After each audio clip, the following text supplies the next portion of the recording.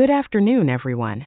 My name is Alina Venhrina, and today, as part of the Database Technologies course, we will dive into the world of NoSQL. Chances are, every one of you daily uses services that process massive amounts of data: social networks, streaming platforms, the Internet of Things. Traditional relational databases, which were the standard for decades, were simply not designed for such workloads and the rapid pace of change. It was this glass ceiling of relational systems that spurred the emergence of a new approach, NoSQL, which stands for Not Only SQL. This is not an attempt to replace SQL, but rather an evolutionary expansion of our toolkit that allows us to choose the right solution for a specific task.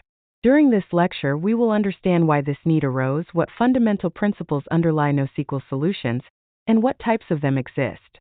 And to make our discussion more structured, let's take a look at the lecture's agenda. Here is the roadmap for our discussion today. We'll begin with the why. We'll look at the specific challenges that modern applications pose for traditional relational databases, creating what we call a glass ceiling. We'll cover the three main pain points: the difficulty of scaling writes, the inflexibility of rigid schemas, and the classic object-relational mismatch. Next, we'll dive into the theory. To truly grasp how NoSQL databases work, we must understand two core ideas: the different approaches to scaling, vertical versus horizontal, and the CAP Theorem. The theorem acts like a fundamental law of physics for distributed systems, describing the trade-offs you must make. Then we'll move to the how, which is the core of our lecture. We'll take a tour of the four primary categories of NoSQL databases. We'll see how document databases like MongoDB handle complex objects, how key-value stores like Redis achieve incredible speed, how graph databases like Neo4j excel at managing relationships, and how column family stores are optimized for large-scale analytics. Finally, we'll wrap up with the conclusion, putting everything together in a direct comparison of SQL and NoSQL. The goal here isn't to pick a winner, but to understand their respective strengths and solidify the modern idea of polyglot persistence, using the best database for the job. So let's start with our first point, the why. What were the specific problems that led developers to look for alternatives to SQL? This set of challenges is often referred to as the glass ceiling of the relational model. In the early 2000s, the internet landscape changed dramatically. We saw the rise of Web 2.0, social media, and applications with millions of concurrent users generating enormous amounts of diverse data at high speed. This created a new scale of workload that pushed traditional relational databases, designed in a different era, to their architectural limits. We can group these limitations into three main categories. First, the write scaling problem. Traditional databases were excellent at scaling up on a single powerful server, but struggled to scale out across many servers for write-intensive tasks, mainly due to the high overhead of guaranteeing consistency. Second, schema rigidity. The need to define a strict schema before writing any data became a major bottleneck for development teams using agile methods, where requirements change constantly. And third, the object-relational impedance mismatch. Developers were working with complex objects in their code, but the database required them to flatten this data into tables. This created a complicated and often slow translation layer, managed by tools called ORMs. On the next few slides, we will take a closer look at each of these three challenges. Let's start with the write scaling problem.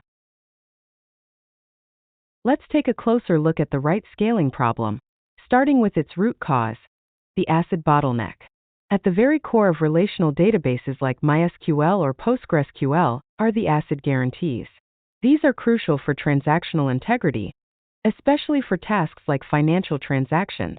The C in ACID stands for consistency, which is a powerful promise that your data will always be in a valid state after any operation completes. On a single server, this is manageable, but when you distribute your database across multiple servers, ensuring this level of consistency becomes incredibly expensive. To do it, the system has to rely on complex mechanisms like locking rows or entire tables, which forces other operations to wait. For distributed transactions, it uses protocols like the two-phase commit, which are notoriously slow due to network latency. This constant need for coordination and synchronization across the network becomes the bottleneck.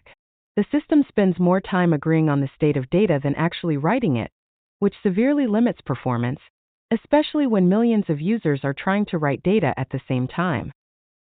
So let's look at the first of the two main scaling strategies, vertical scaling, also known as scaling up. This is the traditional approach. When your system can no longer handle the load, you simply upgrade its hardware. You install a more powerful processor, add more RAM, or switch to faster storage drives. Essentially, you are making the box, the server, bigger and more powerful. The main advantage of this method is its simplicity. From a software perspective, nothing changes. The system remains centralized, it's easy to manage, and you don't run into the complex problems associated with distributed systems. However, this approach has significant drawbacks. First, there's a physical limit to how powerful you can make a single server. Second, the cost of high-performance big iron servers grows non-linearly. Doubling the power can cost much more than double the price.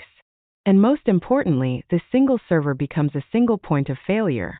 If it goes down, your entire system goes down with it.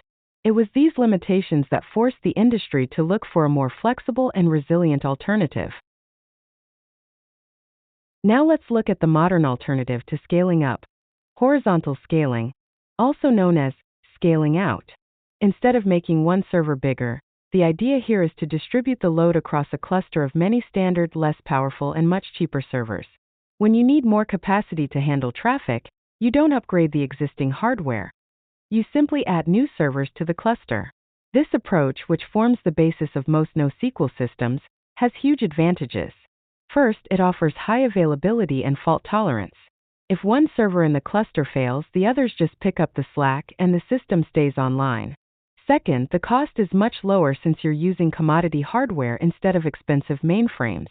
And in theory, you have infinite scalability. You can just keep adding servers as your application grows. However, there's a major trade-off: a massive increase in architectural complexity. Your system is no longer a single, simple unit.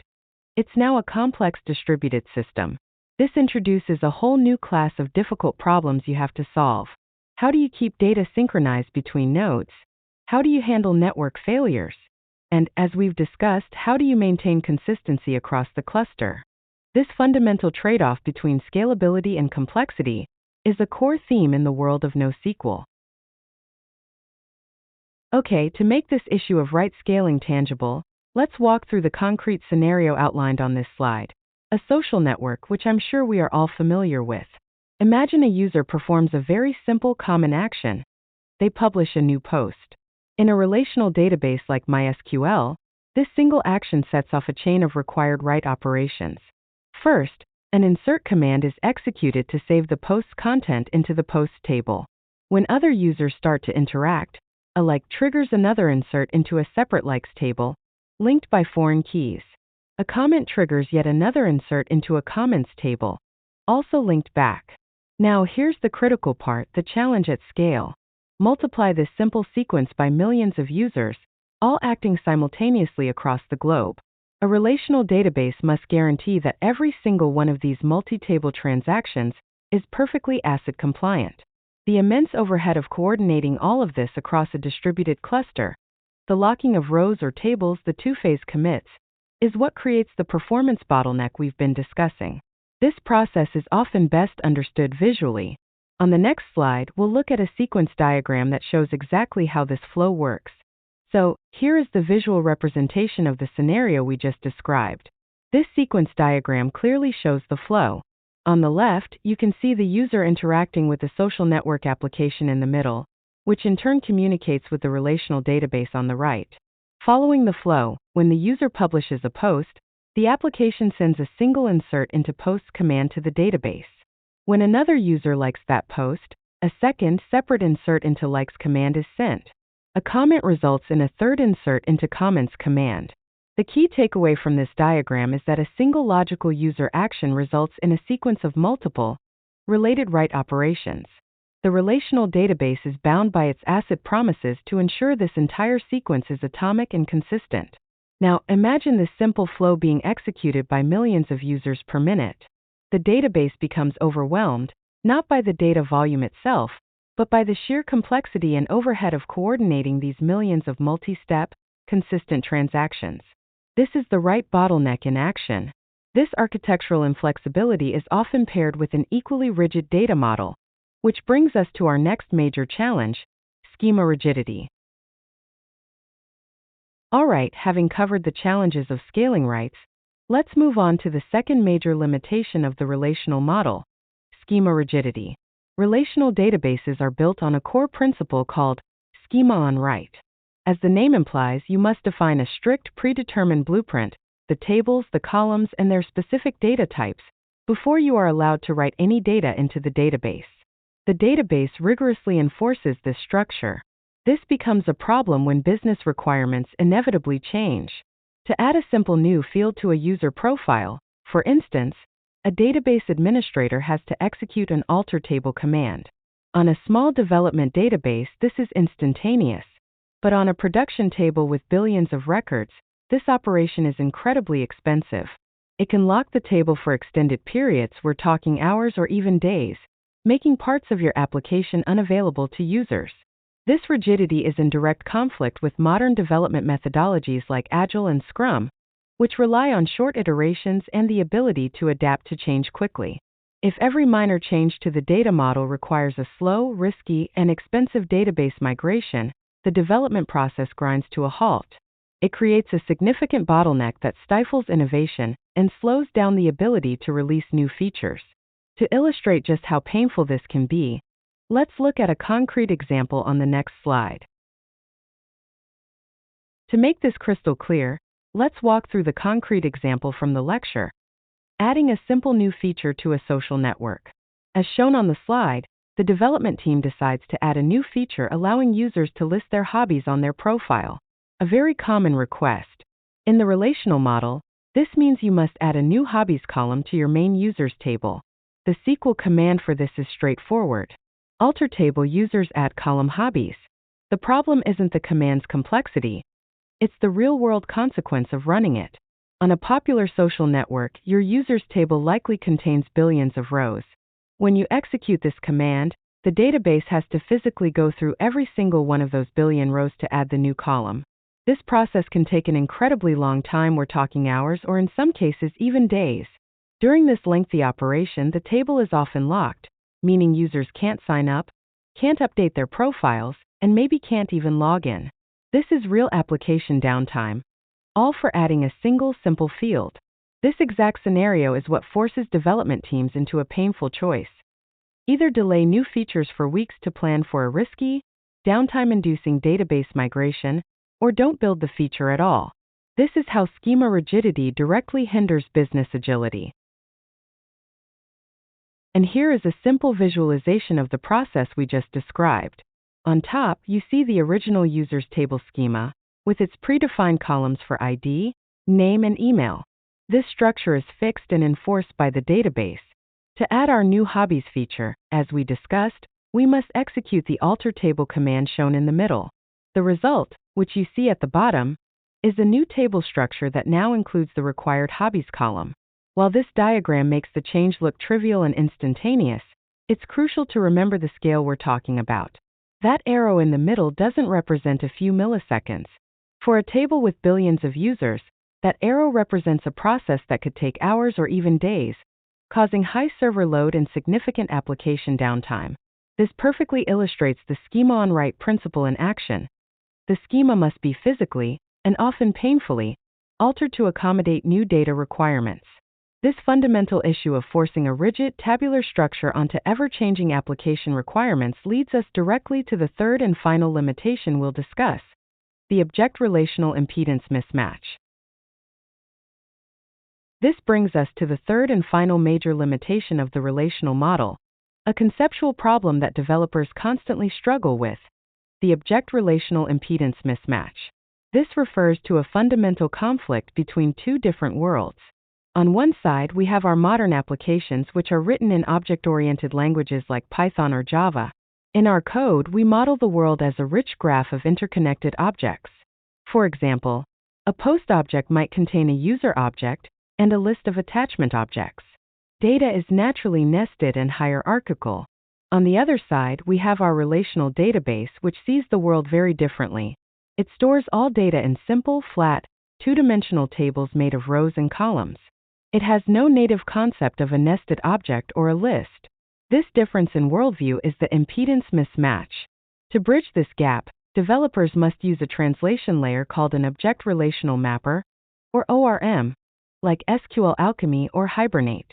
The ORM's job is to take our complex objects, chop them up into pieces to be stored across multiple tables, and then when we need the data back, painstakingly reconstruct the original objects using complex join queries. While ORMs are helpful, they don't solve the underlying problem.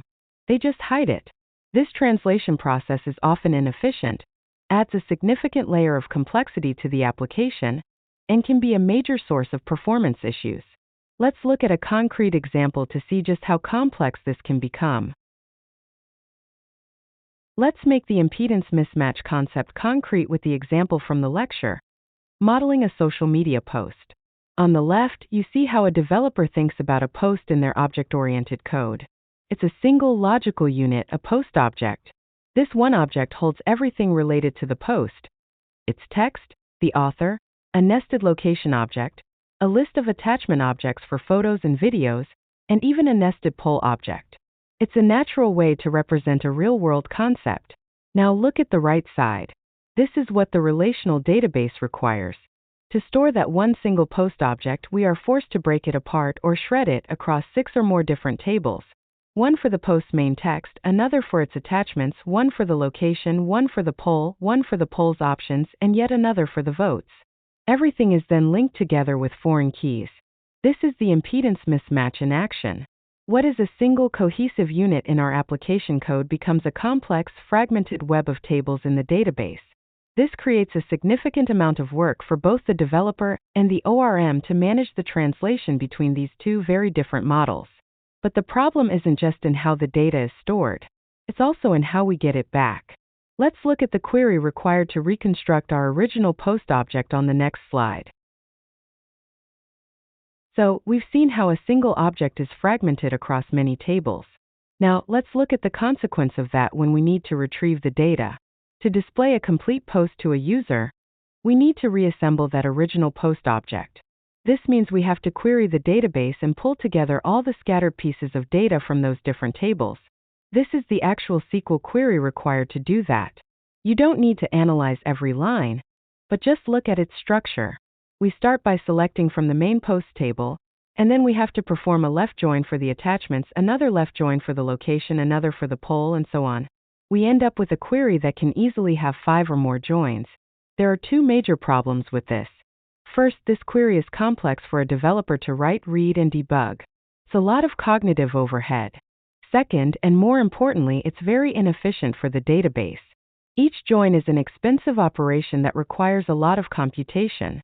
When you have millions of users requesting posts, and the database has to execute this complex query for every single request, it becomes a massive performance bottleneck. This is the real, tangible cost of the object-relational impedance mismatch: slow queries and a heavy load on the database. This concludes our look at the 3 main limitations of the relational model. These challenges created a strong need for new approaches to data storage. So, we've now examined the internal limitations of the relational model.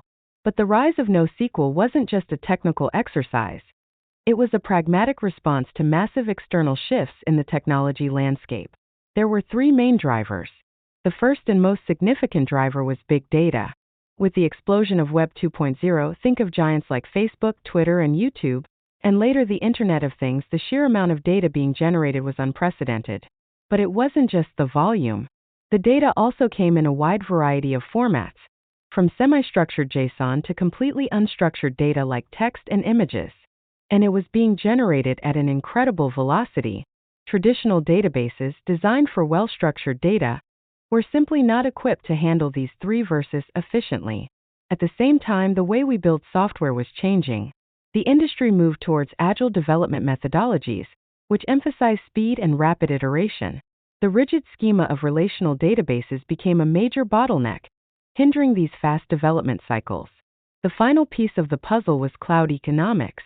There was a fundamental shift away from buying a single, massive, and incredibly expensive mainframe server.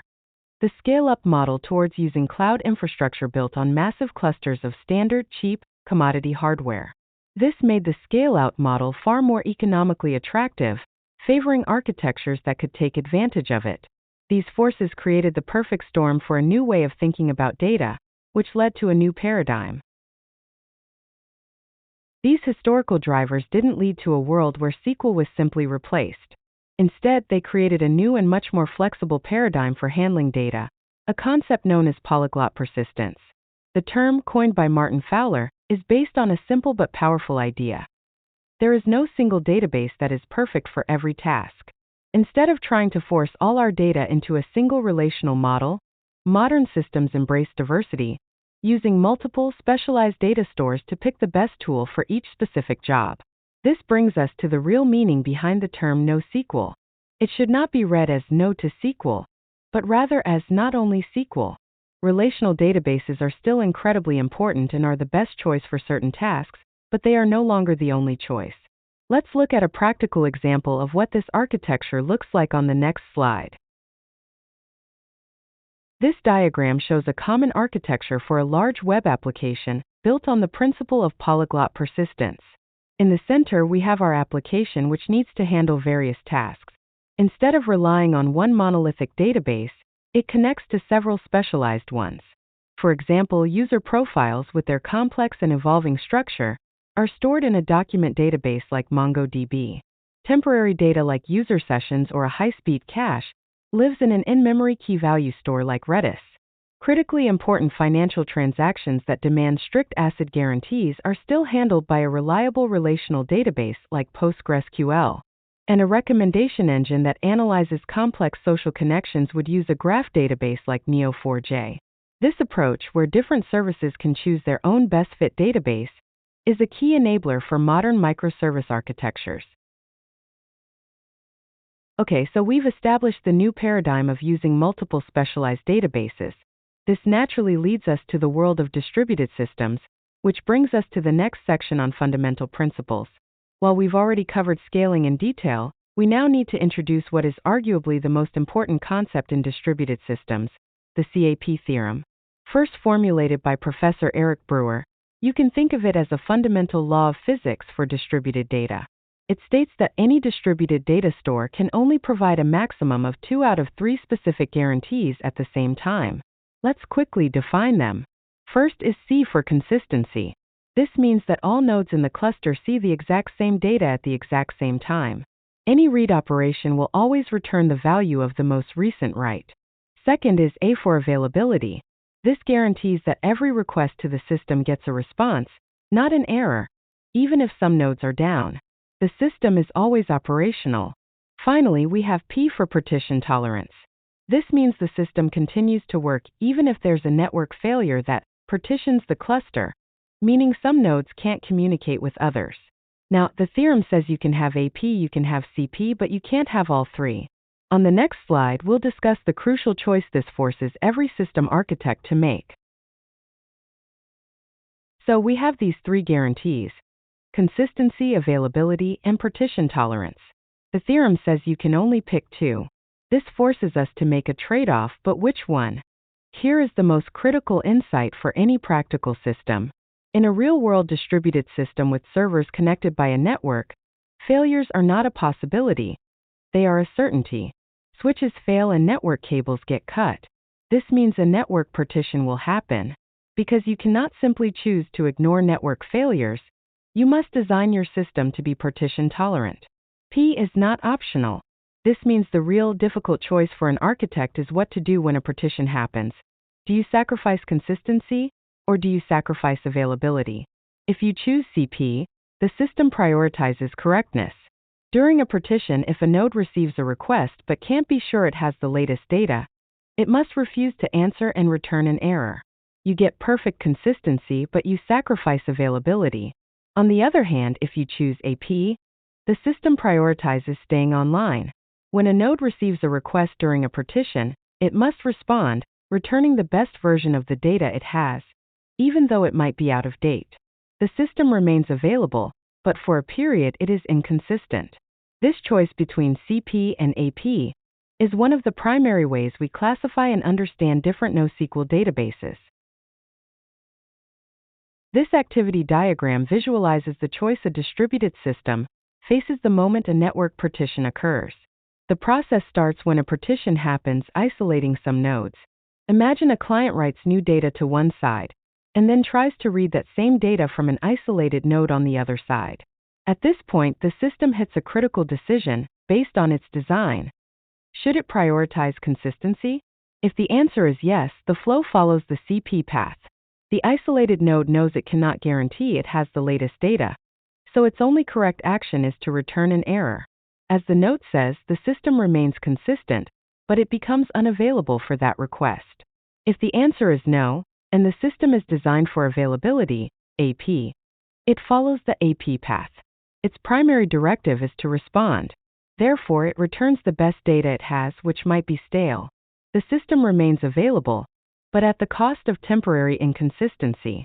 This choice is fundamental, but as we are about to see, modern systems have found ways to make this decision more flexible. So we've established this critical trade-off between consistency and availability. However, it's important to understand that in most modern systems, this is not a rigid, one-time choice that you make for the entire database. The modern understanding of the CAP theorem has evolved. The best database systems have turned this theoretical compromise into a flexible, powerful engineering tool that developers can use every day. The key idea is that you can control the level of consistency on a per-operation basis. This means for every single read or write you send to the database, you can specify how much consistency you require for that specific action. This is a game changer. It means the choice between C and A is not a static architectural decision, but a dynamic, continuous compromise that can be managed at the application code level. You can tailor the behavior of the database to fit the unique business needs of each specific operation. Let's look at a concrete example of how this is implemented in one of the most popular NoSQL databases, Apache Cassandra. To see how this flexible approach works in the real world, let's look at a prime example, Apache Cassandra. Cassandra is a classic AP system, meaning it prioritizes availability. However, it provides a powerful tuning knob called consistency levels that lets the developer decide how much consistency they need for any given operation. Let's start with the first and most available level, 1. As the slide explains and the diagram shows, a write with this level is considered successful as soon as just one replica node acknowledges it. This is incredibly fast and ensures the system is almost always available for writes. However, it comes with a high risk of another client reading stale data from a different replica that hasn't yet received the update. This level is often used for non-critical data, like updating a view count or for logging. But for more important data, you typically need a stronger guarantee, which brings us to the next consistency level. While a consistency level of 1 is fast, for most important data you need a stronger guarantee. This brings us to the most commonly used level, quorum. As the slide and diagram show, with a quorum level, the operation is only considered successful when a majority of the replicas have responded. In a typical setup with 3 replicas, this means the operation must be confirmed by at least 2 of the nodes. This provides a much stronger guarantee of consistency than 1, significantly reducing the risk of reading stale data. At the same time, it can still tolerate the failure of a single node and remain available. This makes quorum a very popular, robust choice.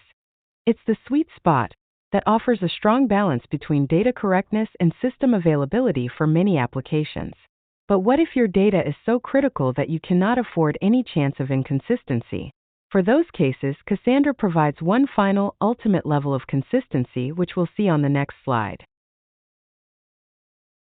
Finally, for situations where data correctness is absolutely critical and cannot be compromised, Cassandra offers the ultimate level of consistency, all.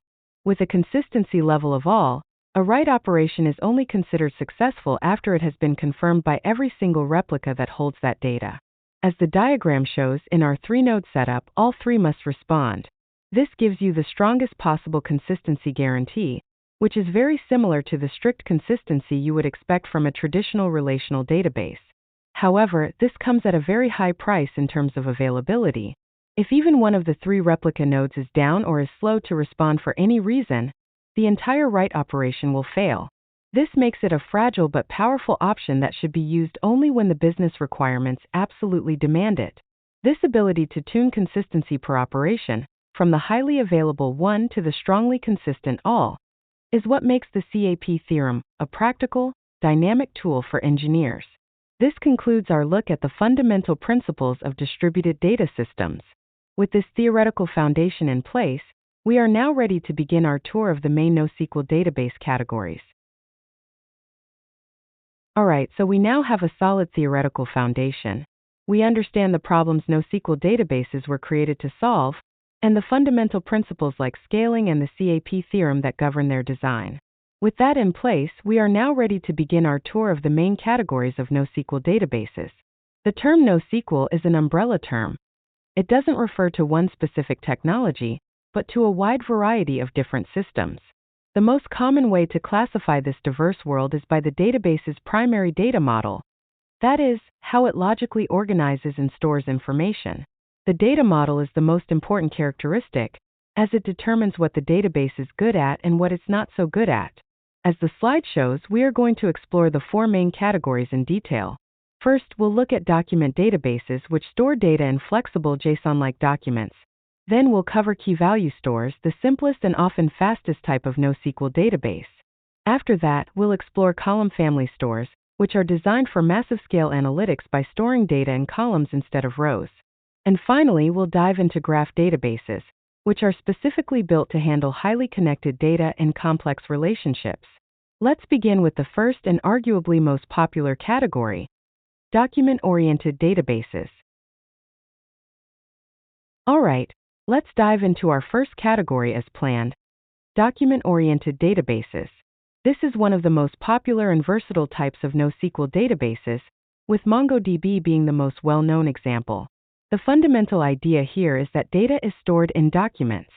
As the diagram on the slide illustrates, a document is a data structure made up of field and value pairs, very similar to a JSON object that developers work with every day. MongoDB, for instance, uses a binary, more efficient version of JSON called BSON. The key philosophy behind the document model is this: data that is accessed together should be stored together. Instead of splitting a complex entity like a user profile across multiple tables, the document model allows you to keep all of that related information together in a single self-contained unit. A user document can contain not just their name and email, but also a list of their addresses and a nested object for their settings, all in one place. And this leads to the main advantage: because all the relevant data is in one place, you can retrieve everything you need for a user profile with a single simple read operation from the database. This completely eliminates the need for those complex, expensive join queries we saw earlier. It provides an intuitive data model that maps almost perfectly to the objects in our application code, effectively solving the object-relational impedance mismatch problem. Let's look at a side-by-side comparison to make this advantage even clearer. To make the advantage of the document model perfectly clear, let's look at this direct, side-by-side comparison of how you would model a simple user profile. On the left, we have the document model in MongoDB. As you can see, all the information for a single user, their username, their settings, even a list of multiple addresses, is all contained within a single logical JSON document. It's intuitive and mirrors the object structure you'd have in your code.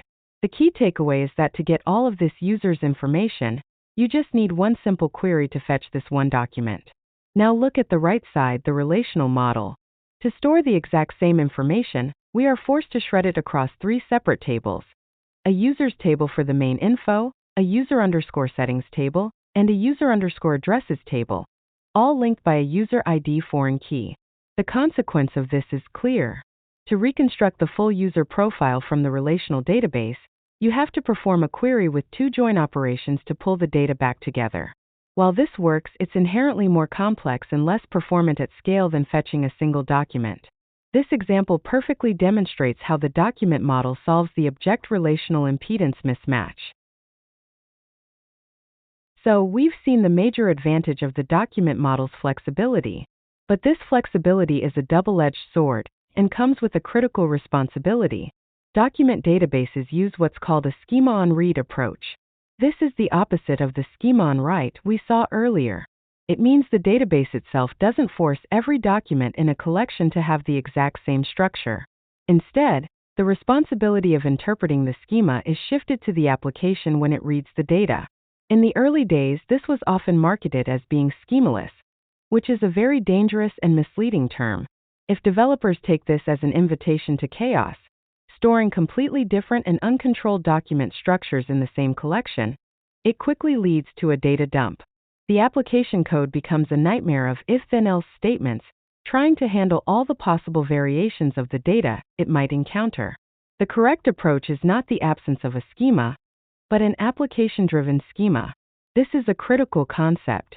It means that while the schema isn't rigidly enforced by the database, it absolutely must exist and be validated at the application level.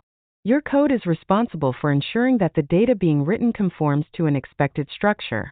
This is often done using tools like validation libraries or built-in database features to get the best of both worlds: flexibility and reliability. With that, let's move on to the next major category: key-value stores. Alright, that concludes our look at document databases. We're now moving on to our second category: key-value stores. If document databases are known for their flexibility, key-value stores are known for one thing above all else: speed. This is the simplest data model in the entire NoSQL world. As the diagram on the slide shows, it works just like a dictionary or a hash table in a programming language. You have a unique key, which is usually a string, and that key maps to a value.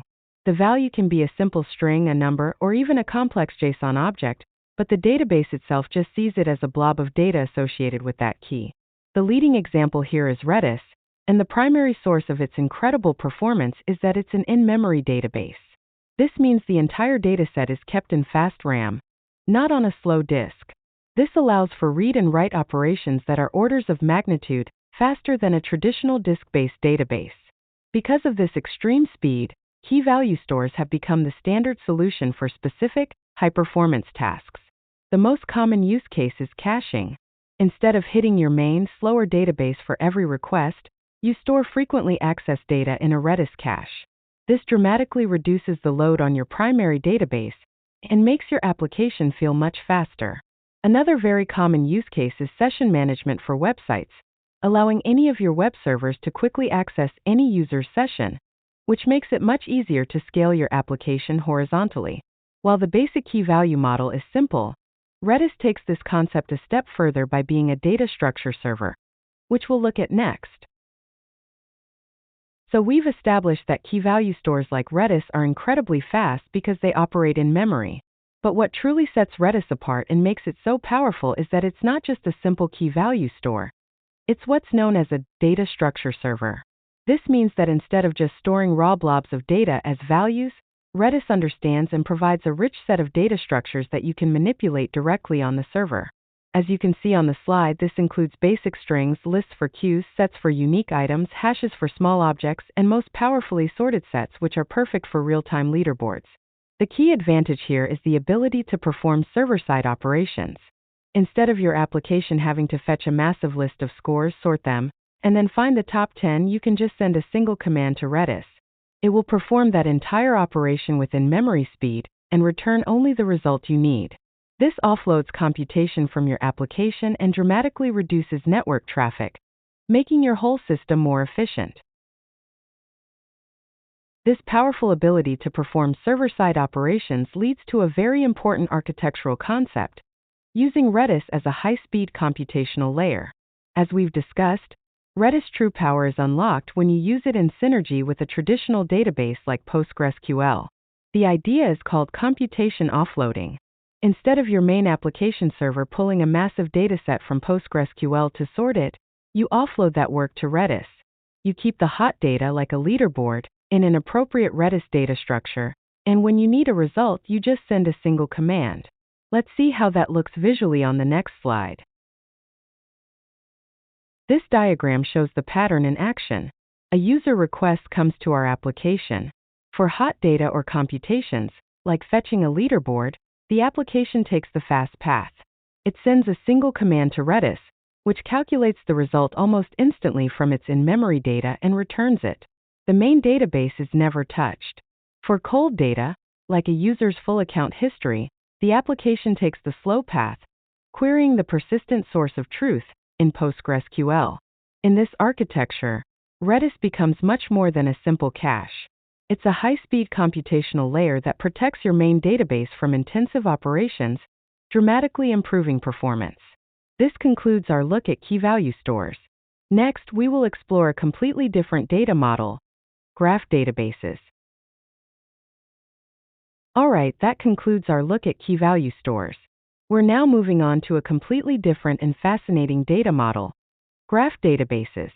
The leading example in this category is Neo4j.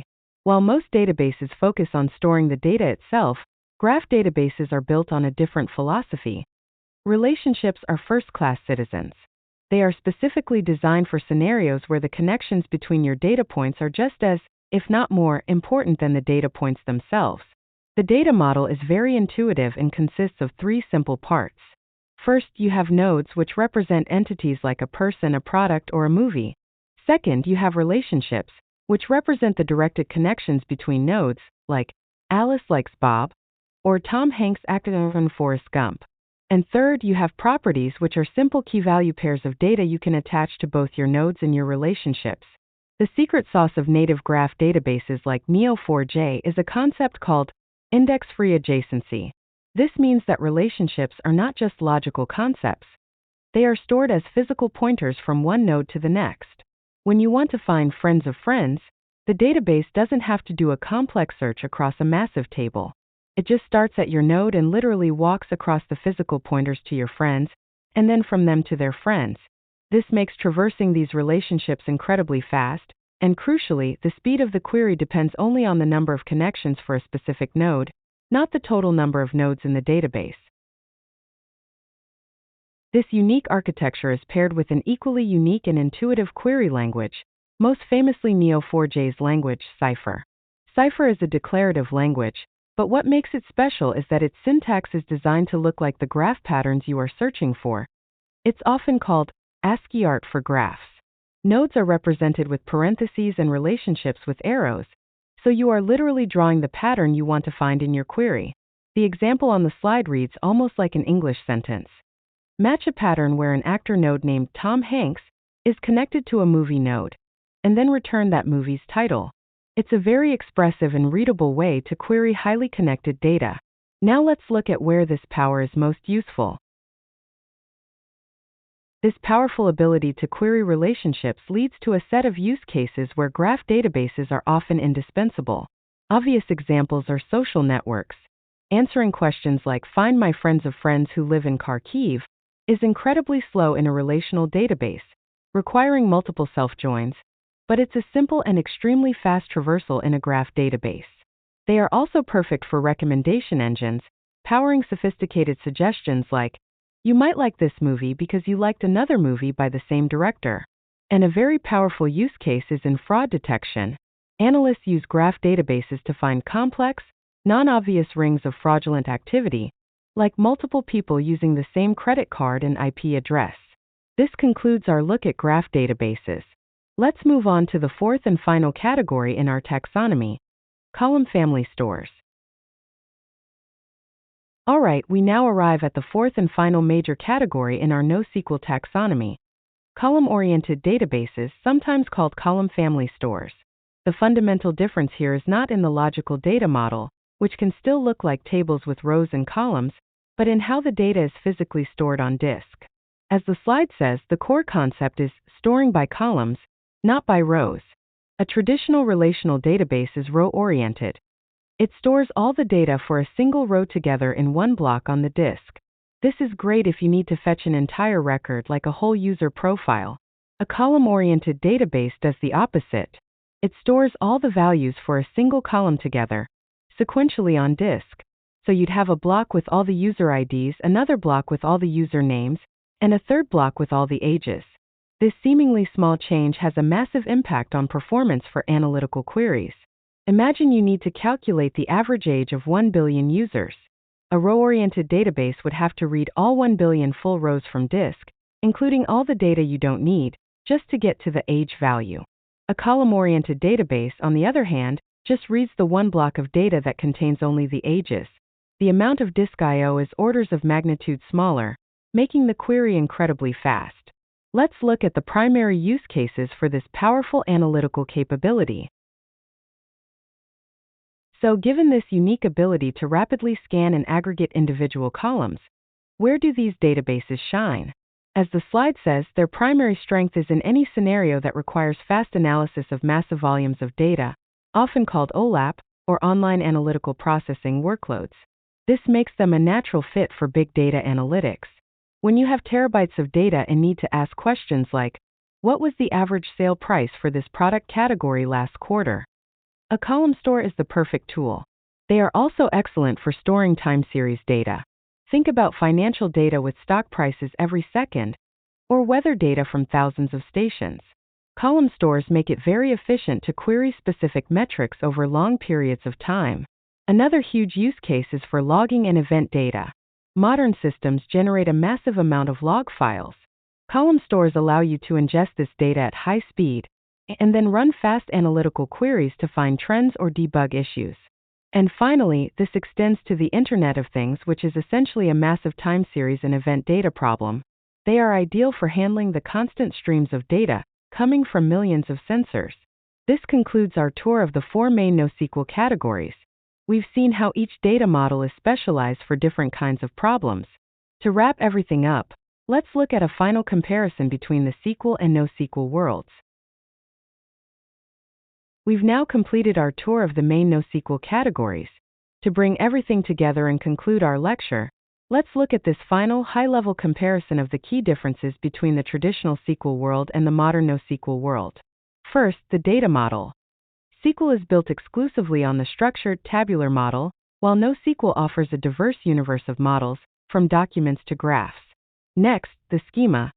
SQL enforces a rigid schema-on-write, while NoSQL champions a flexible schema-on-read. In terms of scaling, SQL databases traditionally scale vertically, while NoSQL systems are architected to scale horizontally.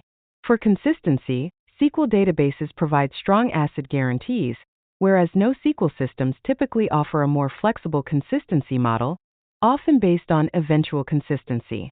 And finally, this all leads to their primary purpose. SQL remains the king for transactional systems and data with complex relationships, while NoSQL excels in the world of big data, high-traffic applications, and fast-paced development. The key takeaway of this entire lecture is that the choice is not SQL or NoSQL. The modern approach is SQL and NoSQL. It's about understanding the strengths and weaknesses of each tool and using the right one for the right job to build better and more scalable systems. And to help you solidify your understanding of today's topics, here are a few key questions to consider. Think of them as a self-check to see if you've grasped the main ideas. As noted on the slide, the full list of 10 questions is available in your lecture notes for a more comprehensive review. Thank you for your attention. If you have any further questions as you review the material, please feel free to reach out via email. Thank you again.